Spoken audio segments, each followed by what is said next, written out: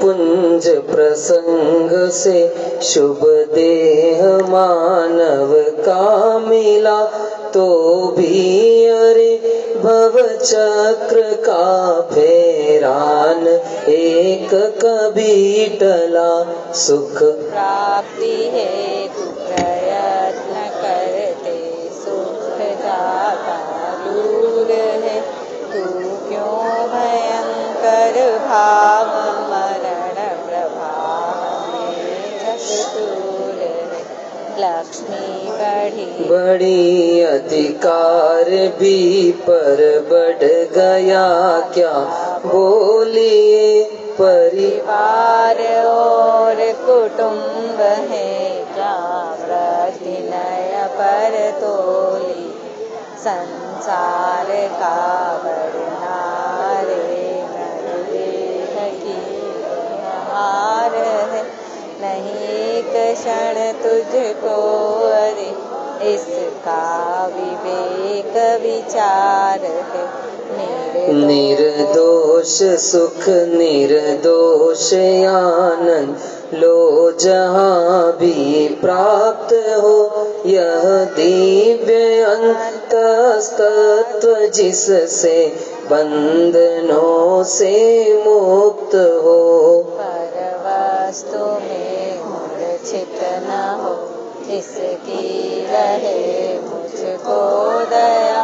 वह सुख सदा ही प्यार रे पश्चात जिसके दुख भर। मैं कौन हूँ आया कहाँ से और मेरा रूप क्या। संबंध दुखमय कौन है, स्वीकृत करूं परिहार क्या। इसका विचार विवेक पूर्वक शांत होकर कीजिए। हो सर्व आत्मिक ज्ञान के सिद्धांत का रस दीजिए। किसका वचन उस तत्व की उपलब्धि में शिव भूत है। निर्दोष नर का वचन रे वह स्वानुभूति प्रसूत है। तारो निजात्मा शीघ्र अनुभव कीजिए। सर्वात्म में समदृष्टि दो, यह वचर हृदय लख लीजिए। यह वचर हृदय लख लीजिए। अब यहाँ पर प्रचुर प्रारंभ होता है। अनंत धर्मणस्तत्त्वं पश्यन्ति प्रत्यगात्मनः। अनेकान्तमयी मूर्तिर् नित्यमेव प्रकाशिताम्।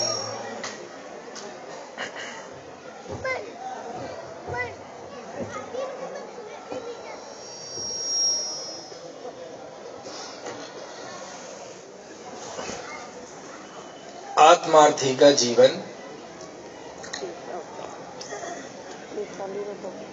आत्मार्थी के जीवन की दो विशेषताओं को हमने जाना।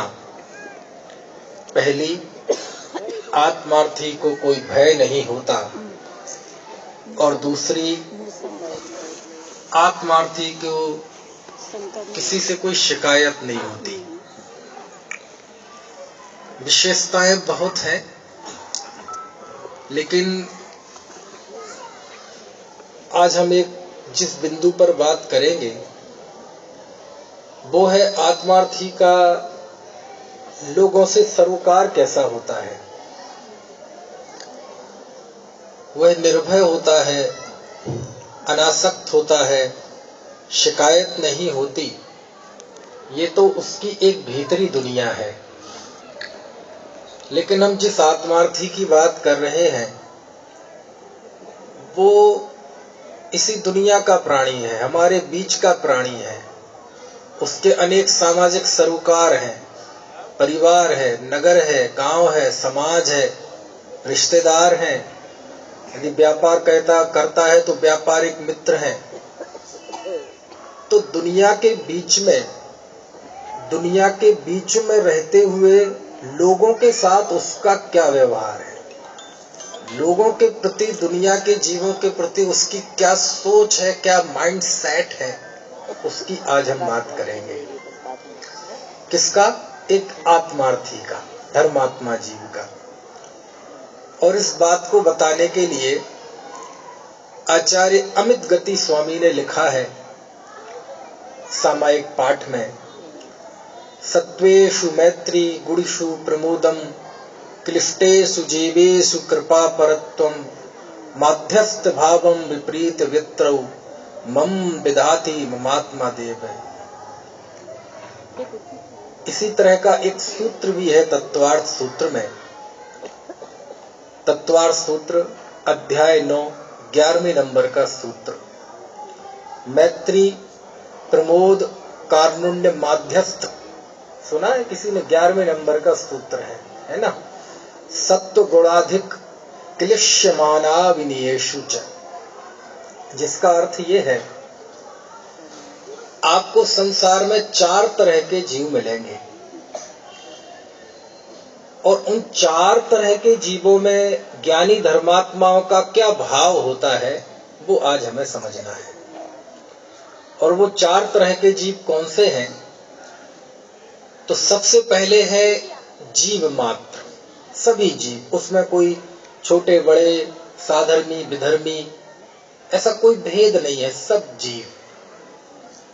दूसरे, उन जीवों में से कुछ वो जीव जो आपसे अधिक गुणवान हैं, जो आपसे गुण में बड़े हैं, ज्ञान में, चारित्र में, त्याग में। तीसरे, वो जीव जो बहुत दुखी हैं। और चौथे, वो जीव जो आपसे असहमत है, जो आपको पसंद नहीं करते, आपके परिवार को, आपके संस्कारों को, आपके धर्म को, आपके धर्म गुरुओं को, आपके धर्मायतनों को पसंद नहीं करते और एक तरह से आपसे असहमत भी हैं और हो सकता है मुखर विरोधी भी हो और हो सकता है स्वयं वो आचरण में अत्यंत निकृष्ट भी हो, ऐसे जीव। ठीक है, पहले जीव मात्र। दूसरे, वो जीव जो आपसे अधिक गुणवान है।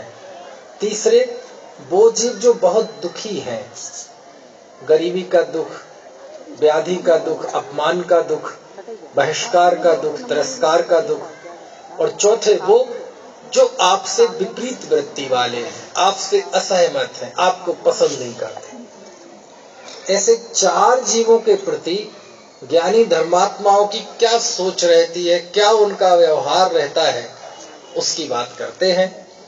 और इसके लिए शास्त्रों में 4 भावनाओं की बात आई, जो अभी हमने तत्वार्थ सूत्र का सूत्र आपने सुना और आचार्य अमित गति का सामायिक पाठ का श्लोक मैंने पढ़ा। उसमें यह है कि धर्मात्मा जीव की 4 भावनाएं होती हैं। एक मैत्री भावना, दूसरा प्रमोद भावना, तीसरा कारुण्य भावना और चौथी माध्यस्थ भावना। इसमें सबसे पहली है मैत्री भावना। ये मैत्री भावना का क्या अर्थ है?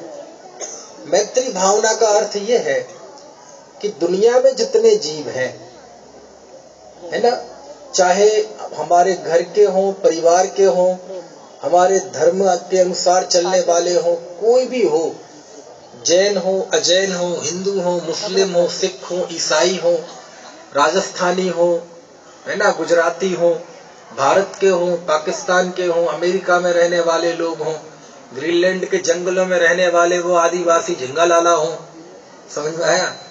कोई भी हो दुनिया के प्राणी, वो सब सुखी रहे। और केवल मनुष्य की बात नहीं है, मनुष्यों के अलावा और वो मानवेतर प्राणी है, पशु पक्षी है, जो जीव जहां है वो सुखी रहे। इसका नाम क्या है? मैत्री भावना। समझ में आया? सबके प्रति मित्रता का भाव, कोई दुखी ना रहे। समझ में आया? अब हम मेरी भावना में पढ़ते हैं, क्या पढ़ते हैं? मैत्री भाव जगत में मेरा सब जीवों से नित्य रहे। पढ़ते हैं ना, कितनी आसानी से पढ़ते हैं। क्यों? क्योंकि दुनिया में सबसे सरल काम है ये 2 इंच की जिह्वा लो और ऊपर तलवे से मार दो। और हम क्या आसानी से बोलते हैं, सभी जीव सुखी रहे। लेकिन कभी विचार करते हैं क्या? आपको पता है आप इसमें क्या कह रहे हैं? यदि भारत वाले से पूछा जाए कि आप ये बोल तो रहे हैं कि दुनिया के सभी प्राणी सुखी रहे, पाकिस्तानी भी सुखी रहे, क्यों?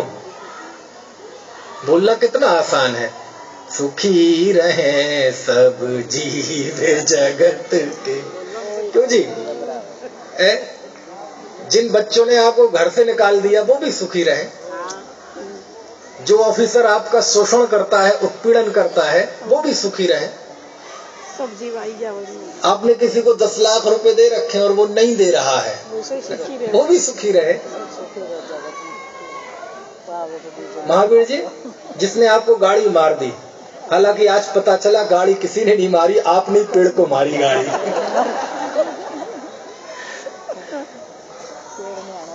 वो भी सुखी रहे। कितना आसान है कहना। कुछ बात समझ में आ रही कि नहीं? यानी सब सुखी रहे, सबसे हमारा मैत्री भाव हो। प्रश्न उठता है तो क्या करें? सारे संसार से मैत्री भाव रखें, सबके साथ मित्रता कर लें? ऐसा हो सकता है क्या?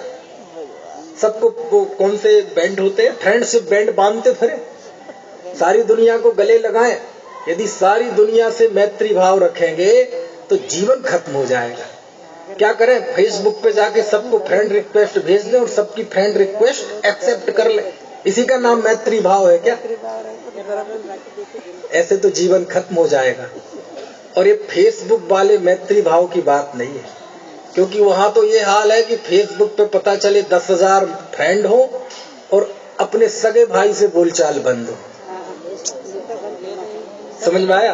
फेसबुक वाले तो ऐसे होते हैं कि फेसबुक पे मातृत्व दिवस आएगा, पितृत्व दिवस आएगा तो सारे फेसबुक या श्रवण कुमार बन जाएंगे। ऐसा लगेगा कि वो श्रवण कुमार तो एक कल्पना है, असली श्रवण कुमार तो यही है। और पता चले सगे माता पिता घर में बूढ़े कराह रहे हैं, उन्हें कोई पानी देने वाला नहीं है। समझ में आया? तो फिर मैत्री भाव का अर्थ क्या है? सबको मित्र बना ले, संभव है क्या? जीवन खत्म हो जाए क्या? और अकेले मनुष्यों की बात होती तो ठीक, पशुओं को भी। तो क्या करें? इन कुत्तों को घर में घुसा ले, गाय भैंस को घर में घुसा ले। मैत्री भाव रखना है ना। तो ये समस्या लेके मैं आचार्य अकलंक स्वामी के पास गया। तत्वार सूत्र की, उसी सूत्र की टीका में जो सूत्र भी हमने बोला कि हे आचार्य अकलंक देव, सारी दुनिया से मैत्री भाव करेंगे तो हमारा तो मनुष्य भाव व्यर्थ चला जाएगा। कैसे हम सारे संसार के लोगों से मित्रता का भाव रखें? तो उन्होंने कहा, मैत्री भाव का अर्थ तुम जो समझ रहे हो वो नहीं है। मैत्री भाव का अर्थ क्या है? बोले बस सब सुखी रहे, बस इस भाव का नाम मैत्री भाव है। सबसे फ्रेंडशिप नहीं करनी है, नहीं तो जीवन खत्म हो जाएगा। मित्रता सबसे, घनिष्ठता किसी से नहीं। ये सुखी होने का मूल मंत्र है।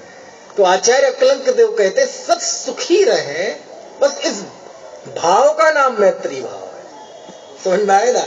अब पढ़ने में बड़ा सरल लगेगा, लेकिन आप प्रैक्टिकली सोचो तो कितना बड़ा कलेजा होता है एक आत्मार्थी धर्मात्मा जी का, कि दुनिया में जो उसके दुख का, अपयश का, अपमान का निमित्त बनता है, वह उसके लिए भी भावना भाता है, वो भी सुखी रहे। क्यों? बोले देखो, हम जैसे राजनीति में कहते हैं ना, कोई स्थायी दोस्त व स्थायी दुश्मन नहीं होता, वो तो चलो राजनीति है, लेकिन हकीकत में संसार में कोई किसी का स्थायी मित्र और स्थायी शत्रु नहीं होता। समझ में आया ना? ये तो कुछ देर की इस अनंत काल की यात्रा में ये 50-60 साल का एक पड़ाव पड़ा है। जैसे रेलवे स्टेशन पे 2 मिनट के लिए ट्रेन रुक जाती है, किसी ने किसी के बाल खींच दिए, किसी ने किसी की चैमटी ले दी, बस ये थोड़ी देर की चींची पीपी है। समझ में आया ना? ना कोई स्थायी दोस्त है, ना कोई स्थायी दुश्मन है। इस जन्म के कट्टर दुश्मन किसी जन्म में भाई भाई हो जाते। समझ में आए ना? जिस नौकर को हमने प्रताड़ित किया किसी अगले जन्म में हम उसके नौकर हो जाते हैं। इसलिए इसमें क्या राग द्वेष करना। कहते हैं छोटी मोटी बातों को मैं दिल पे नहीं लगाता, किसी ने मेरा बुला कहा कोई बात नहीं, ये उस समय उसकी मनोवृत्ति थी, मेरा उदय था, इसमें इसकी कोई गलती नहीं। ऐसा मानकर वह सारे संसार के प्रति ये भाव रखता है, सब सुखी रहे। समझ में आया ना? इसका नाम कौन सी भावना है? मैत्री भावना। दूसरी है, दूसरे उस तरह के जीव हैं जो आपसे अधिक गुणवान हैं, जो आपसे अधिक ज्ञान में अधिक हैं, त्याग में अधिक हैं, चारित्र में अधिक हैं। तो ऐसे जीवों को देखकर धर्मात्मा जीव के अंदर हर्ष उमड़ जाता है। क्या उमड़ जाता है? हर्ष उमड़ जाता है, प्रमोद आ जाता है, और इसको कहते हैं प्रमोद भावना। यानी अपने से अधिक कोई गुणवान उसके सामने आता है तो उसका हृदय खुशी से उछल जाता है। ये उसकी धर्मात्मा होने की निशानी है, ये उसका सम्यक्त्वाचरण चारित्र है। और यदि इससे उल्टा हो कि धर्मात्मा जीव को देखकर ईर्ष्या का भाव आ जाए, धर्मात्मा को देखकर हमारे अंदर में हर्ष न आए, हमसे अधिक ज्ञानी, त्यागी, वृत्ति, अर्जिका, क्षुल्लक, क्षुल्लिका, मुनि कोई बड़े हमसे ज्यादा आ जाए और हमारा आनंद से हृदय उछलना पड़े, तो ये समझ लो अनंतानुबंधी कषाय की निशानी है। काय की निशानी है? अनंतानुबंधी कषाय की। समझ में आया? यानी क्यों? किनको देखकर आप हर्षित होते हैं, किनकी कल्पना आपके मन में आते ही, किनका बिंब चित्र आपके दिमाग में आते ही आपका हृदय प्रफुल्लित हो जाता है। इससे आपकी होनहार पता चलती है, इससे आपकी सोच पता चलती है कि आप जीवन में क्या चाहते हैं। समझ में आया? मैं किसी के घर में जाऊं तो उसके घर के ड्राइंग रूम में जाके पता लगा सकता हूं कि इस घर में रहने वाले जीव किस तरह के हैं। मान लीजिए मैं एक घर में गया और एक घर में जाके देखा तो पूरे ड्राइंग रूम में बहुत सारे फोटो लगे थे देवी देवताओं के। समझ में आया ना? अस्त्रधारी, शस्त्रधारी, वस्त्रधारी, ऐसे 10, 12, 15 फोटो लगे हुए हैं। और उन्हीं फोटो के बीच में एक पार्श्वनाथ भगवान का फोटो लगा है, क्योंकि ऐसे व्यक्ति को अनंतनाथ तो पसंद नहीं आएंगे, महावीर तो पसंद नहीं आएंगे। कौन आएंगे? पार्श्वनाथ। और पार्श्वनाथ की भी कौन सी वाली फोटो? जिसमें वो माता जी भी रहती हैं, माता जी बड़ी और ऊपर छोटे से पार्श्वनाथ, वो फोटो बीच में लगी हुई है। और जब उस ड्राइंग रूम में हम जाएंगे तो हमें पता चल जाएगा कि इस घर में रहने वाले जीव किस मनोवृत्ति के हैं। किसी से पूछने की जरूरत पड़ी क्या? आपके आदर्श कौन है? आपके आइकॉन कौन है? आप किनको देखकर आपका मस्तक झुकाने का मन करता है, किनको देखकर आप प्रफुल्लित होते हैं, आपका रोम रोम पुलकित हो जाता है, उससे पता चलेगा कि आपका विजन क्या है जीवन का। समझ में आए ना? तो ज्ञानी धर्मात्मा अपने जीवन में विकास देखना चाहता है, ज्ञान देखना चाहता है, वैराग्य देखना चाहता है, अनासक्ति देखना चाहता है, मोक्ष मार्ग देखना चाहता है। यही कारण है कि गुणी जनों को देखकर उसका हृदय प्रफुल्लित हो जाता है। मान लीजिए मैं किसी दूसरे घर में जाऊं और उस दूसरे घर में देखूं कि हमारे तीर्थंकर भगवंतों के फोटो लगे हुए हैं। समझ में आए ना? दिगंबर संतों के फोटो लगे हुए हैं, और पूरे ड्राइंग रूम में ऐसा कोई मनोविकृति का निमित्त नहीं है। समझ में आया?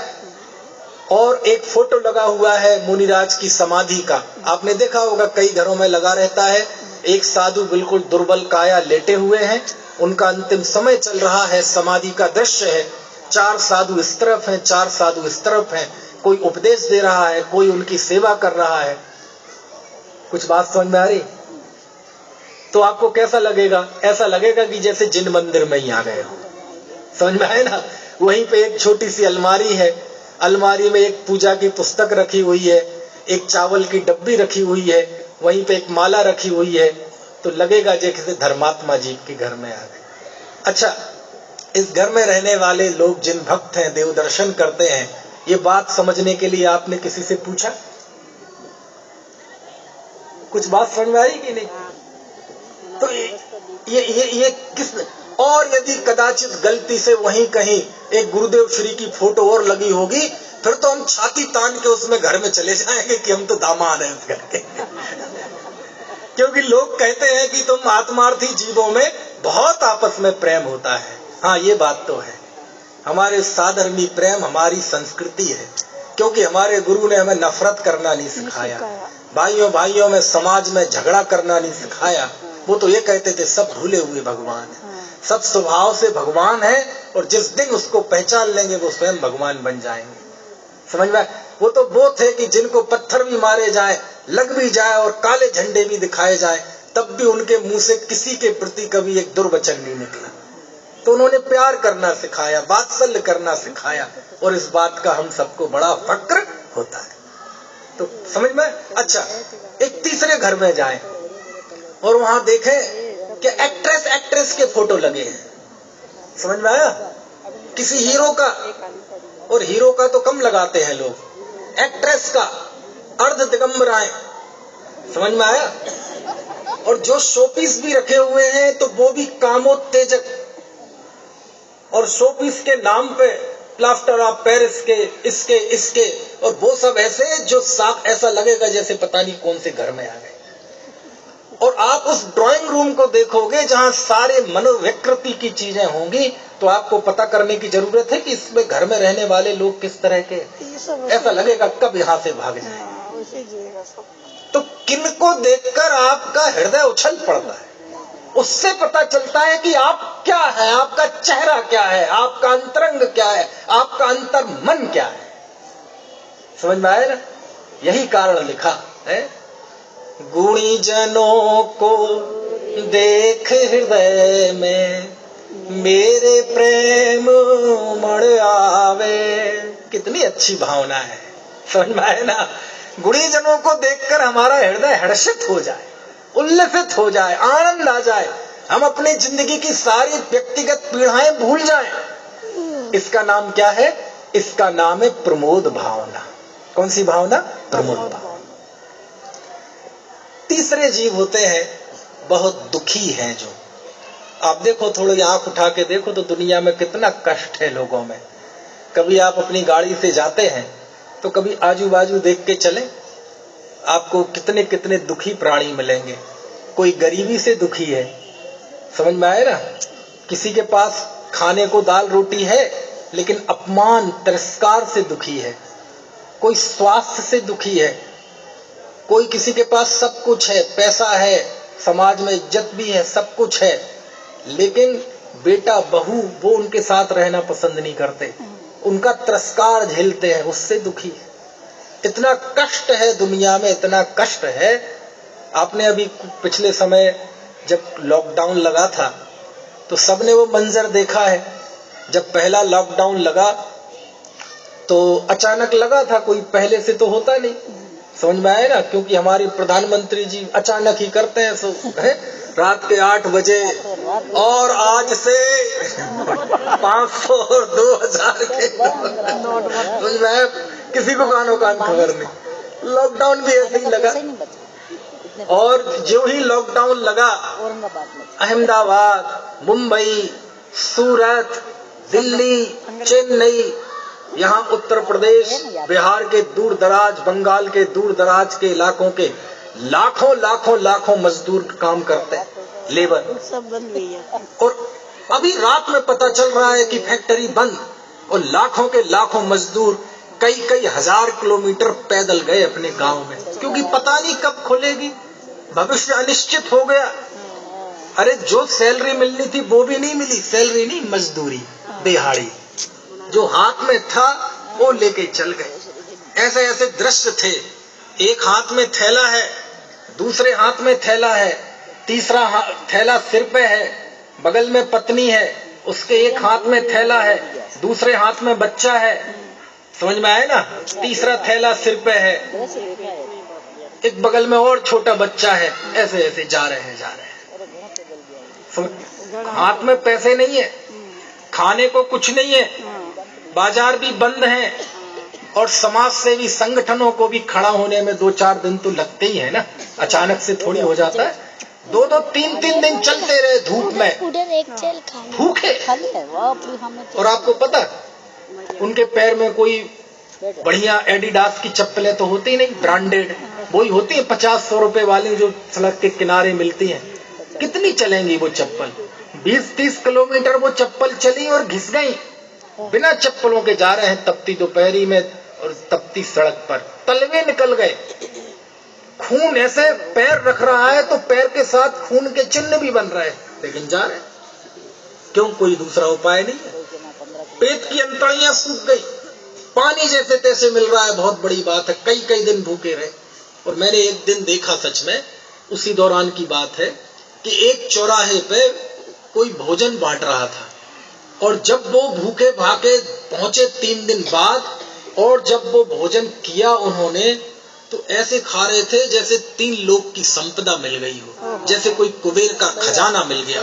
ऐसे दोनों हाथ से छोटे छोटे बच्चे, उसके माँ बाप ऐसे ऐसे, ना यहाँ देख रहे ना वहां देख रहे, और बस रोते जा रहे हैं। रोने वाले वो आंसू उनके गिरते भी जा रहे हैं, आधे आंसू जा रहे हैं मुंह में, आधा भोजन जा रहा है मुंह में, वो खा रहे हैं जैसे जिंदगी में कभी खाने ना मिला।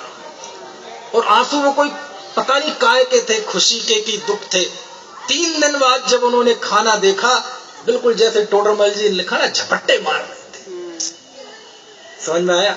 और ऐसे एक नहीं थे, एक दृश्य तो मैं बता रहा हूं, ऐसे लाखों सीन थे, लाखों दृश्य थे। और आपको क्या लगता है खाने में क्या होगा बंटी भैया? बढ़िया शाही पनीर है? नहीं, ये तो नहीं। यहाँ क्या चलते हैं लोकल में, मारवाड़ी में दाल बाटी, बाटी भी कई कई किस्म की, समझ में आए ना? चूरमा भी कई किस्म का। ऐसा था क्या? कुछ भी नहीं था। तो दाल रोटी सब्जी तो होगी ना? नहीं, कहाँ दाल, कहाँ सब्जी, केवल चावल। और चावल भी कौन सा बढ़िया होगा? बासमती चावल 210 रुपए किलो वाला नहीं, वो सबसे सस्ता चावल जो दुनिया में होता है, वो बढ़िया फ्राई किया होगा जीरा से, देसी घी से। कहाँ घी, नमक भी था कि नहीं पता नहीं। बिल्कुल दुनिया का सबसे सस्ता चावल केवल उबला पड़ा हुआ है, लेकिन वो भी ऐसे खा रहे थे जैसे जिंदगी में कभी खाया ना। बढ़िया लग रहा है। बहुत कष्ट है दुनिया में। हम तो क्या है, पुण्य के उदय से कोई पूर्व जन्म में अच्छे कार्य किए थे, कोई दान दिया था, कि बढ़िया संस्कृतियों में, संभावनाओं में पैदा हो गए, और साबुन के अंधे को सब हरा दिखता है। लेकिन दुनिया में जाए इतने कष्ट हैं। अरे हमारे जैनी लोग बड़े कष्ट में रहे, समझ में आया? आमतौर पे जैन समाज की ये प्रतिष्ठा है कि ये तो अमीर होते हैं सब, लेकिन ये ऐसा नहीं है। एक जैनियों का भी बड़ा वर्ग था जो गरीब था। आत्मसम्मान की, स्वाभिमान की, सेल्फ रिस्पेक्ट इतनी थी कि किसी के आगे हाथ नहीं फैला सकते, किसी को कह नहीं सकते। पत्नी के जेवर बेचे, घर की चीजें बेची, जो कुछ भी थोड़ा बहुत था लिया, उधार लिया, जैसे तैसे जीवन चलाया। समझ में आया ना? कहने का आशय ये कष्ट बहुत है दुनिया में, लेकिन आत्मार्थी के जीवन में एक स्वाभाविक कारुण्य भाव होता है कि जब उसके सामने दीन दुखी आते हैं तो उसका हृदय करुणा से भीग जाता है। क्यों भीग जाता है? बस भीग जाता है। करुणा तो मोह का भाव, मोह का चिन्ह है। कुंद देव ने कहा है करुणा भाव मोह का चिन्ह है। हाँ, जैसे स्वामी उसी की व्याख्या करते हैं कि करुणा का अभाव मोह का चिन्ह है। नहीं आई बात समझ में? स्वाभाविक करुणा का भाव। क्यों होता है ऐसा भाव? दीन दुखियों को देखकर उसके हृदय से करुणा का स्रोत क्यों निकल पड़ता है? बस निकल पड़ता है। यदि कोई सोच समझ के निकल पड़ता होता वो अलग थी। होता है ऐसा। क्यों? एक स्वाभाविक करुणा, एक नेचुरल, कोई ऊपर से ओढ़ी हुई नहीं। वो जानता है कि मैं दुनिया के सारे जीवों को सुखी नहीं कर सकता, संभव नहीं है, मुमकिन नहीं है। दुनिया में सुखी दुखी, गरीब अमीर, छोटे बड़े, ये विभाजन अनादि से है, आज भी है, अनंत काल रहेगा। संसार में ऊंच नीच की भावना कभी नहीं जाएगी। तो फिर ये भाव क्यों भाता है कि सब सुखी रहे? क्यों भाता है ऐसी भाव? ऐसी अप्राकृतिक भावना वह भाता क्यों है? ये प्रश्न है। कुछ बात समझ आ रही कि नहीं? दुखी नहीं देखी सके। क्यों भाता है? इसलिए भाता है कि वो भाता कहाँ है। ज्यों ही उसको सम्यक की प्राप्ति होती है, भेद विज्ञान होता है, तो ये सब भावनाएं उसके सहज उमड़ पड़ती। कहीं से बाजार से खरीद के नहीं लाता, किसी के आशीर्वाद से नहीं मिलती। समझ में आया? जब सारे जीव सुखी हो ही नहीं सकते तो क्यों भाता है ऐसी भावना? बस भाता है जी, वो सोच के भाता होता बात थी, बस आते हैं उसको भाव ऐसे। अग्नि गर्म क्यों होती है? बस होती है। पानी शीतल क्यों होता है? होता है, बस होता है। नींबू खट्टा क्यों होता है? वो स्वभाव है, बस होता है। स्वभाव है। गुड़ मीठा क्यों होता है? बस होता है। आत्मा ज्ञान स्वभाविक क्यों है? बस है। स्वभाव में तर्क नहीं चलता, नेचर में तर्क नहीं चलता। पानी बहता क्यों है?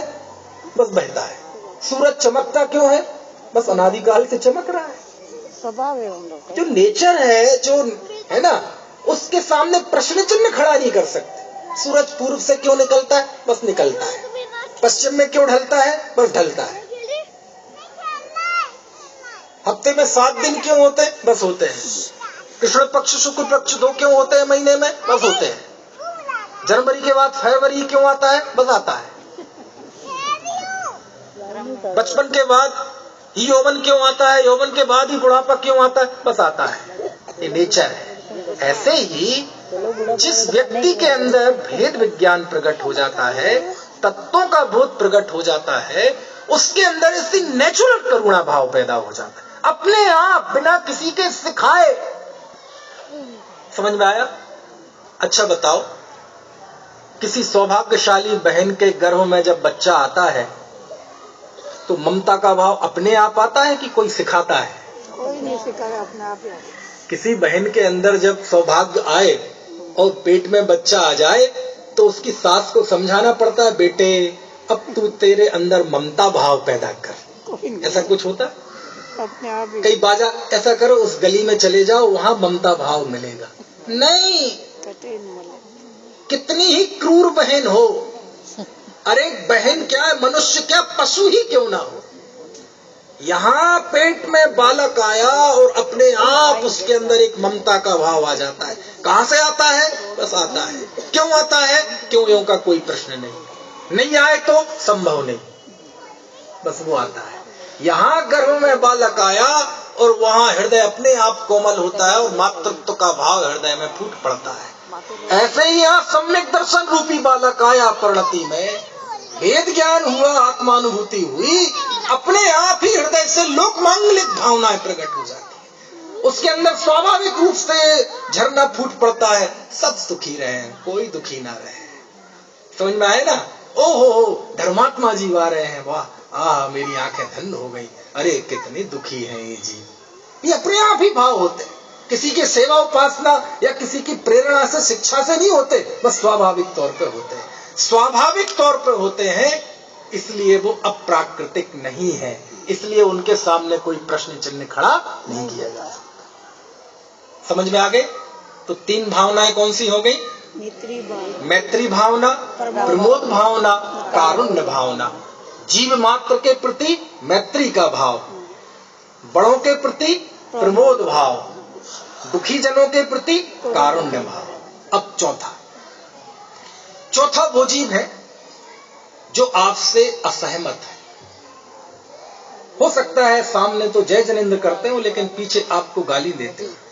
आपको ही नहीं, आपके धर्म को गाली देते हो, आपके संतों का, आपके गुरुओं का अपमान करते हो, आपके मंदिरों का अपमान करते हो, आपके धर्म में अनर्गल बातें करते हो, झूठे हो, समझ में आए, व्यभिचारी हो, चोर हो, डकैत हो, शराबी हो, कबाबी हो, झगड़ालू हो, आतंकी हो, कोई भी हो।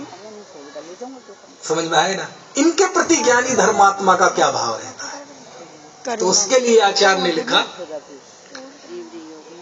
दुर्जन क्रूर कुमार्ग रतों पर क्षोभ नहीं मुझको आवे, साम्य भाव रखूं मैं उन पर, ऐसी परिणति हो जावे।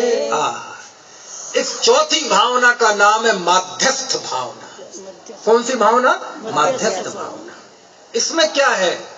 बोले उतना भी आपसे असहमत हो, आपका विरोधी हो, उसके प्रति ये भाव रखता है, कोई बात नहीं, उसका परिणाम उसके साथ है। जो कोई ज्यादा फर्क नहीं है उस और हम में। बोले हम भी कोई ढंग के आदमी होते तो अब तक संसार में क्यों भटक रहे होते। समझ में आए ना? वो अंडर एस्टिमेट नहीं करता, कोई बात नहीं साहब, वो आपको गाली दे रहा था, आपके गुरुओं को गाली दे रहा था। भैया अज्ञान में ऐसा ही होता है। अज्ञानी यदि ये काम नहीं करेगा तो कौन करेगा? सब आपके जैन संतों की हंसी उड़ा रहा था वो व्यक्ति। भैया अज्ञान में ऐसा ही होता है, ये अज्ञान का स्वरूप है साहब। वो आपको आपके परिवार के बारे में, जैनियों के अज्ञान का यही स्वरूप है। अज्ञान में आप कैसे चाहेंगे कि वो सद प्रवृत्ति करने लगे, विवेकी हो जाए?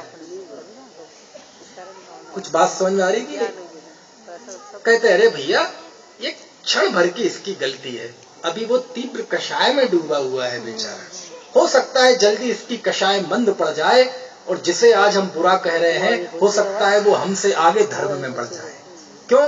5 मिनट पहले के गौतम स्वामी जो कि भगवान महावीर से झगड़ा करने के लिए गए थे ना, और 5 मिनट बाद में ऐसा परिणाम पलटा कि मान स्तंभ को देखकर ज्ञान हो गया, सम्यक दृष्टि हो गए और जाकर भगवान महावीर को नमस्कार करके वस्त्र छोड़ दिए, दिगंबर दीक्षा अंगीकार कर ली और उनके साथ उनके 500 शिष्यों ने भी दिगंबरत्व अंगीकार कर लिया और बोलो, और वो प्रथम गणधर बन गए। आप किसे बुरा भला कहेंगे, किसे गालियां देंगे, किसे अज्ञानी कहेंगे? 5 मिनट पहले के गौतम स्वामी 5 मिनट में आपके गुरु बन गए। समझ में आए ना? ज्ञानी धर्मात्मा हर जगह संभावना तलाशते हैं, वो किसी को अंडर एस्टिमेट नहीं करते। बोले हम किसको बुरा भला कहें? आज हम जैसे बुरा भला कहेंगे, हो सकता है इसके उपादान में इतनी ताकत हो कि इतना जीवन उसका बदल जाए कि हमसे पहले मोक्ष चला जाए, और हम जब कहेंगे नमो सिद्धाणम तो हमारी ये वंदना उसको भी जाएगी। कुछ बात समझ में आ रही कि नहीं? इसलिए ज्ञानी धर्मात्मा सबके प्रति माध्यस्थ भाव रखता है। कैसा? कोई नहीं, जो जहां है सब अपने अपने उदय के फल को भोग रहे हैं। अरे मैं क्यों चाहूं ऐसा कि जैसा मैं मानता हूं सारी दुनिया वैसे ही माने, जैसा मैं पहनता हूं उड़ता हूं तो सारी दुनिया वैसे ही उड़े वैसे ही पहने, जो मैं खाता हूं सारी दुनिया वो ही खाए, जैसा मैं सोचता हूं सारी दुनिया वो ही सोचे। यदि मैं ऐसा मानता हूं तो मुझसे बड़ा कोई अज्ञानी दुनिया में नहीं।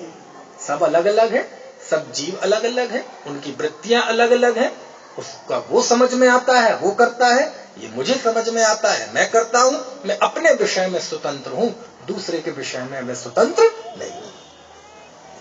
और उसको भी करुणा भाव से, दया भाव से, कोई बात नहीं, आज ये जो गलती कर रहा है हमने भी पुराने जन्मों में ऐसी गलतियां की, तब तो संसार में है। यदि ढंग के व्यक्ति होते तो हम क्यों इस पंचम काल में पैदा होते जहां तीर्थंकरों का विरह है? समझ में आ रही है बात की नहीं है? इस प्रसंग में मुझे एक गाथा याद आ रही है और मुझे लगता है आगे 5-10 मिनट में हमने वो गाथा समझ ली तो सच में ये पूरे 45 मिनट सफल हो जाएंगे। और वो गाथा है आचार्य कुंद देव का नियम सार ग्रंथ है। कौन सा? नियम सार। उसकी 158वीं गाथा है। वो गाथा मैं आपसे पढ़वाऊंगा, उसके बिना मजा नहीं आएगा। बहुत अच्छी गाथा है। गाथा है राणा जीवा राणा कंबम राणा बेहम हवे लद्धी तम्हा वैण विवादम सग पर समय ही बज्जिज्जो। समझ में तो नहीं आई? नाना जीवा नहीं आई ना? पहले इसका अर्थ समझो, बाद में इसका पाठ करेंगे। समझ में आया? बहुत अद्भुत गाथा है। आचार्य लिखते हैं राणा जीवा, मैंने 10,000 की जनता में आम मंच पे, जैनियों का मंच नहीं, आम मंच पे ये गाथा सुनाई है कि सारे विश्व में शांति लाने के लिए आचार्य कुंद देव की ये 2 पंक्तियां काफी है। यदि इन 2 पंक्तियों को सारा संसार अपना ले तो 2 देशों के, 2 संस्कृतियों के, 2 गलियों के, 2 मोहल्लों के, 2 घरों के, 2 भाइयों के सारे झगड़े खत्म हो जाए। बस जरूरत हो उसको अपनाने की, उसे अप्लाई करने। क्या है गाथा का अर्थ? सुनना भैया। राणा जीवा राणा कंबम राणा बेहम हवे लद्धी। राणा जीवा, नाना प्रकार के जीव है, वेरिएशन, विविधता। राणा जीवा, नाना प्रकार के जीव हैं। राणा कम्मम, नाना उनके कर्म है। कर्म मतलब काम नहीं, वर्क नहीं, ज्ञानावरण आदि 8 कर्म। राणा जीवा राणा कम्मम राणा बेहम, नाना विधम, अनेक तरह की हवे लब्धि, नाना प्रकार की उनकी लब्धियां हैं। लब्धियां मतलब उनकी सोचने समझने की शक्ति, उनकी बुद्धि, उनका क्रोध, उनकी ईर्ष्या, उनके इमोशंस, समझ में आए ना? अलग अलग तरह की उनकी सोचने समझने के, ग्रहण करने के तरीके हैं। राणा जीवा राणा कम्बम राणा बेहम हवे लब्धि। नाना जीव है, नाना उनके कर्म है, नाना उनकी लब्धियां हैं। देखो, समझते हैं जरा इस पंक्ति को। कुंद कुंद देव की पंक्ति आज से 2000 साल पहले। हम इतने लोग बैठे हैं। अच्छा बताओ, इन 1000 लोगों में क्या एक का चेहरा दूसरे से मिलता है? नहीं, मिलता? नहीं। देख लो आजू बाजू किसी से मिल जाए। नहीं, इतना चलो ठीक। कितनी आबादी है उदयपुर की? है 5 लाख मान लो। कौन सा अपन गिन रहे हैं? तो जनगणना होगी, उसमें पता चल जाएगा। कितनी है आबादी? 5 लाख। अच्छा बताओ, 5 लाख में से एक का चेहरा दूसरे से मिलता है क्या? पूरे भारत की कितनी है? 135 करोड़ पहले कहते थे मोदी जी, अब बढ़ा दी है थोड़ी, 140 कहने लगे। 140 करोड़ चेहरों में एक का चेहरा दूसरे से मिलता है क्या? अरे मौजूदा विश्व में जो साइंस के हिसाब से 8 अरब लोग हैं, एक का चेहरा दूसरे से मिलता है क्या? नाम कर्म के उदय से ये शरीर की रचना होती है। बोलो, नाम कर्म के पास कितनी वैरायटी है। वो लिख रहे कुंद कुंद देव, राणा जीवा राणा कम्बम राणा बेहम हवे लब्धि। बोलो, मिलता है क्या चेहरा? नहीं मिलता। ये चेहरा तो बहुत ज्यादा है, शरीर की कोई चीज नहीं मिलती। ये कनिष्ठिका नहीं मिलती, अनामिका नहीं मिलती, मध्यमा नहीं मिलती, ये कौन सी कहे, तर्जनी नहीं मिलती, अंगुष्ठ नहीं मिलता, कुछ भी नहीं मिलता। नाक नहीं मिलती, कान नहीं मिलती, आंख नहीं मिलते, होठ नहीं मिलते, दांत नहीं मिलते। और वो उन पैड लगाते तो है ही, अंगूठा तो ही नहीं मिले। नाक क्यों नहीं लगाते? अब नाक लगाएंगे तो अच्छा नहीं लगेगा, इसको लगाना जरा सरल है। से अंगूठा प्रतीक के रूप में बना लिया, मिलता तो कुछ भी नहीं है। अब मैं आपसे पूछता हूँ, कितनी सी जगह है ये? 2 इंच की जगह, 2 इंच की जगह 2x1 का निशान 8 अरब लोगों के निशान लगा दो तो नहीं मिले, तो एक निशान दूसरे से मिलता नहीं है। राणा जीवा राणा कम्मम राणा बेहम हवे लब्धि। अरे इतना ही नहीं, अरे वो तो दूसरा जीव हो गया, हमारे दोनों निशान नहीं मिलते हैं। हाथ पैर नहीं मिलते, आंतें, छोटी आंत, बड़ी आंत, अमाशय, पित्ताशय, अग्नाशय, पेट, पीठ, कुछ भी एक दूसरे से मिलता नहीं है। जिसके पास जो कुछ है वो यूनिक है। अरे नीलेश, तुम्हारा एक बाल, हालांकि कम ही बचे हैं, एक बाल तोड़ के कहीं जंगल में रख डाल दिया जाए तो वैज्ञानिक बता देगा कि ये बाल नीलेश का है, क्योंकि नीलेश का बाल नीलेश के ही जैसा है और किसी के जैसा नहीं है। अरे ये तो ठीक, ये जो हमारी आवाज होती ना, आवाज ये भी एक दूसरे से मिलती नहीं है। जो लोग कोर्ट में एविडेंस प्रस्तुत करते हैं ना, सबूत के तौर पे बातचीत, बाकायदा उसकी जांच होती है। आगरा में फॉरेंसिक लैब में उसकी जांच होती है, क्योंकि आपकी आवाज दुनिया में केवल आपके जैसी है और किसी के जैसी नहीं है। और इसके सबूत के तौर पे देखना हो तो सबके जेबों में एक आधार कार्ड रखा होगा। रखा है? आधार कार्ड में आपकी आंखों का चित्र है, उंगलियों के निशान है।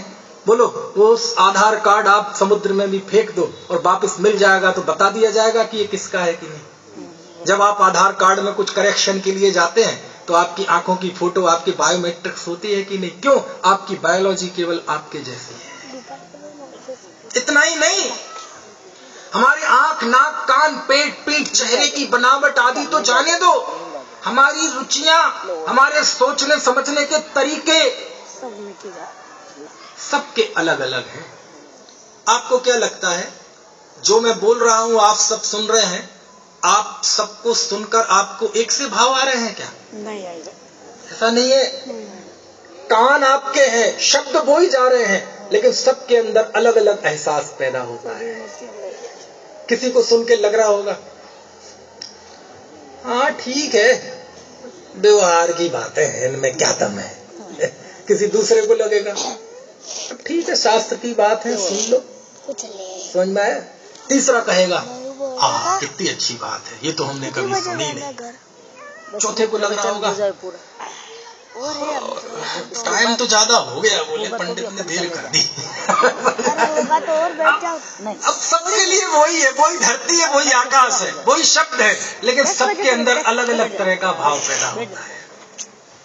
रुचियां देखो, कोई कहेगा माइक तेज करो, कोई कहेगा नहीं धीमी करो, कोई कहेगा मुझे इनका व्याख्यान पसंद, कोई कहेगा ये व्यक्ति पसंद। ये क्या है, सबकी अपनी अपनी रुचियां हैं। सबको खुशी भी होती है तो सबकी खुशी का पैमाना अलग अलग तरह का है। सब दुखी भी होते हैं तो सबका दुख अलग अलग तरह का है। राणा जीवा राणा कम्मम राणा बेहम हवे लट्ठी। जब वो अहमदाबाद का क्रिकेट स्टेडियम है ना, 1,35,000 की क्षमता वाला, उसमें भारत पाकिस्तान का मैच चल रहा है, और जब उसमें कोई खिलाड़ी भारत का विराट कोहली जब चौका मारता है तो 135,000 मतलब 1,35,000 यूं उछले। सबको खुशी हुई ना, लेकिन सबकी खुशी अलग अलग है। इतना ही नहीं, बाहर जो करोड़ों लोग खुशी के मारे फूले नहीं समा रहे, यद्यपि सब खुश हो रहे हैं, लेकिन सबकी खुशी अलग अलग है और सबका दुख भी अलग अलग होता है। कैसे होता है? किसी ने कहा कि वो काम कर रहा था, क्या हुआ, इंडिया पाकिस्तान का मैच था, क्या हुआ, इंडिया जीत गई, हाँ जीत गई, ओ बहुत बढ़िया बढ़िया, चलो अपना काम करते हैं। खुशी तो हुई उसे, लेकिन कितनी देर लगी उसे वापस अपने काम में जाने में? 1 सेकंड, चुटकियां। एक दूसरा, क्या हुआ, इंडिया जीत, ओ गजब मजा आ गया, अरे गजब हो गया, ओ कितने रन से जीती, कैसे जीती, 5-1 मिनट खुशी से समाएगा, फिर कहते यार वो पत्नी ने कहा था टमाटर ले आओ।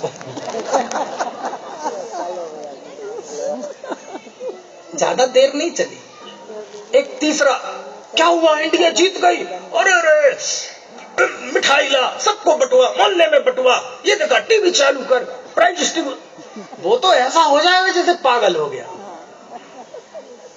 दुख में भी उल्टा होता है। अब मान लीजिए हमें खुशी हो रही, दूसरे लोगों को दुखी हो रहा है। पाकिस्तान में जाओ, कोई क्या हुआ पाकिस्तान का, बोले मैच हार गए, अच्छा हार गए, ओ यालू वाह, वो जो बोलते हैं इंशाअल्लाह, कुछ नहीं अपने काम में लग गया। दूसरा, वो दुखी हो जाएगा, अरे ऐसे कैसे हो गया, ओ नहीं नहीं नहीं हाँ इंशाअल्लाह, वो फिर अपना लगा। एक तीसरा भी होगा, वहां देखा हार गई तो वो जो हाथ में रखा होगा वो इसे टीवी फोड़ देगा। पाकिस्तान में बहुत टीवी फोड़ते हैं। फोड़िए टीवी। खुश हैं तो सबकी खुशी अलग अलग, दुख है तो सबका दुख अलग अलग। समझ में आए ना? जो व्यक्ति के पास जो कुछ है, ऊपर से लेके नीचे तक शरीर, अंदर की शिराएं, कोशिकाएं, आपका ब्रेन, आपका हार्ट, आपकी हार्ट बीट, आपके सोचने समझने के तरीके, आपकी रुचियां, सब जो जिसके पास है वो यूनिक है, एक के जैसा कोई दूसरा नहीं है। कुदरत में समानता है तो समानता की भी पराकाष्ठा है, और विविधता है तो उसकी भी पराकाष्ठा है। समानता की पराकाष्ठा क्या है कि दुनिया के अनंतों जीव बराबर हैं, एक समान है, सभी जीव भगवान आत्मा है, कोई किसी से छोटा बड़ा नहीं है। समानता है तो इस हद तक है कि दो जीव अलग अलग है ही नहीं, सब जीव एक ही है, एक जैसे है। और विविधता है तो इस स्तर तक कि एक जीव दूसरे जीव जैसा नहीं है। यदि आपको एकत्व देखना हो तो भी सामने वाला गुस्सा करने लायक नहीं है, क्योंकि वो भगवान आत्मा है। और यदि विविधता देखना हो तब भी एक जीव दूसरे जीव जैसा नहीं। अब दुनिया में अशांति क्यों है? हर व्यक्ति चाहता है कि ये बहू है ये मेरे अनुसार कार्य करे, सास है ये मेरे अनुसार कार्य करे, भाई है ये मेरे अनुसार प्रवर्तन करे, पड़ोसी है ये मेरे अनुसार प्रवर्तन करे। हम सारी दुनिया को अपने जैसा देखना चाहते हैं, तब जाकर हमें भी क्लेश होता है, और यदि वो हमारे अनुसार ना करे तो हमें उससे कषाय पैदा होती है। तब जाके कुंद कुंद देव लिखते हैं। क्या लिखते हैं? राणा जीवा। देखो तो क्या मंत्र है। दरअसल क्या है, हमने सुनने में तो झंडे गाड़ रखे, लेकिन थोड़ा जिनवाणी अपने सगे हाथों में, सगी आंखों से, अपनी इस सगी बुद्धि से खुद पढ़ना सीखें। और जब आप खुद अध्ययन करने लगेंगे, सच में ऐसा लगेगा जिंदगी बदल गई। ऐसा लगेगा जिंदगी के दो हिस्से हैं, एक वो जब मैं खुद स्वयं नहीं पढ़ता था, अब एक ये जब मैं स्वयं पढ़ना शुरू कर दिया है। और सच में आनंद आएगा। क्यों? जब हम सुनते हैं तो उसमें खतरा क्या है भाई साहब ऋषभ जी? आचार्य के वचन है, आप हैं, और आपके और आचार्य के वचनों के बीच में एक वक्ता है, प्रवचन का है, तीसरी शक्ति है एक, वो आपको गुमराह भी कर सकता है। समझ में आया? संभावना मैं नहीं करूंगा, विश्वास दिलाता हूं, कोई नहीं करेगा इस गद्दी से। समझ में आया? लेकिन जब आप स्वयं पढ़ते हैं तो आपके और पूज्य आचार्यों के बीच में कोई तीसरा नहीं होता। आप सीधे आचार्य के चरणों में बैठकर सीखते हैं। क्या गाथा है? बोलो, ध्यान जाता है कभी? राणा जीवा, यानी सोच देखो आप, यानी धर्मात्मा की माध्यस्थ भाव देखो। किसको बुरा कहें, किसको अच्छा कहें? कल का शत्रु मित्र हो जाता है, कल का मित्र शत्रु हो जाता है, कल का साधर्मी विधर्मी हो जाता है, कल का विधर्मी साधर्मी हो जाता है। समझ में आया ना? एक पल के पहले का मेंढक देव बन जाता है, एक पल पहले का देव मेंढक बन जाता। किसको बुरा भला कहें? किसके अंदर कितनी संभावनाएं छुपी रहती है? नहीं नहीं नहीं, सब ठीक है। जो जहां है ठीक है, जो बुरा कह रहा है वो भी अपनी दृष्टि से ठीक है। क्यों? क्रोध में, कषाय भाव में ऐसा ही होता है। राणा जीवा, राणा कम्मम, राणा बेहम हवे लद्दी। इस पंक्ति का अर्थ समझ में आ गया कि नहीं? अब दूसरी पंक्ति, ये बोलो, दुनिया का वेरिएशन बताने के लिए इससे बढ़िया कोई पंक्ति हो सकती है कुंद कुंद देव की? इससे बड़ा कोई साइंस और विज्ञान आपको कहीं मिलेगा? कितना बड़ा साइंस बता दिया कुंद कुंद देव ने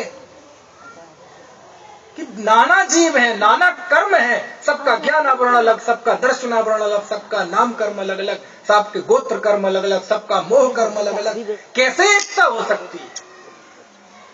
कैसे सारे लोग एक से प्रवृत्ति कर सकते हैं? राणा जीवा, राणा कम्मम, राणा बेहम हवे लद्धी। साइंस हो गया।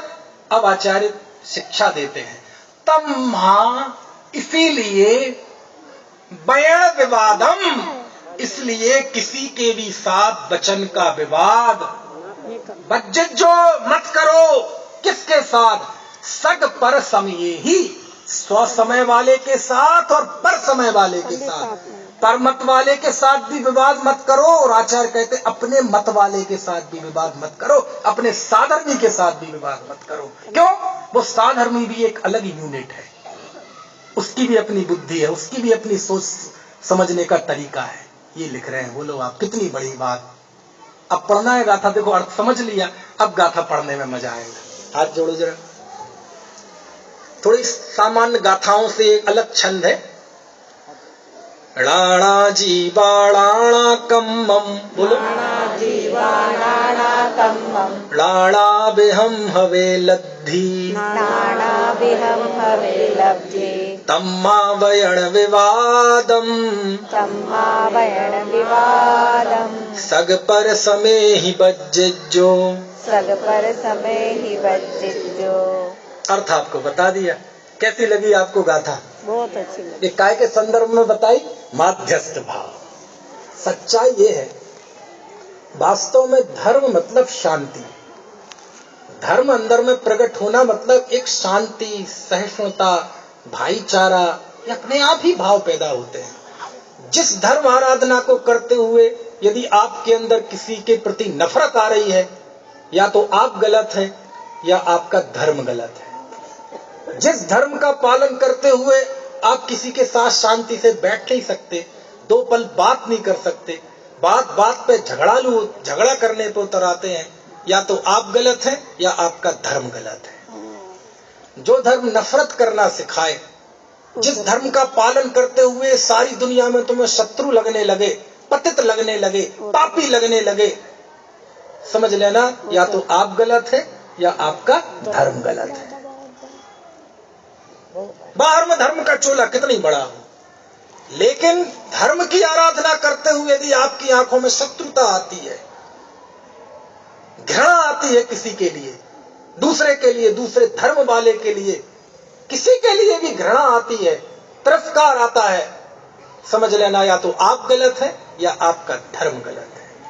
क्योंकि धर्म एक अंतरंग परिणति है, वो व्यक्तिगत परिणति है, लेकिन जो ही उसके अंदर धर्म उतरता है, एक स्वाभाविक शांति, सहिष्णुता, भाईचारा, लोक मंगल की भावना, सब सुखी रहें, सबके प्रति करुणा भाव, विरोधी के प्रति भी मैत्री भाव, अपने से विपरीत वृत्ति वाले के लिए भी माध्यस्थ भाव, ऐसे अमूल्य भाव उसके अंदर स्वतः पैदा हो जाते और नहीं हो रहे हैं।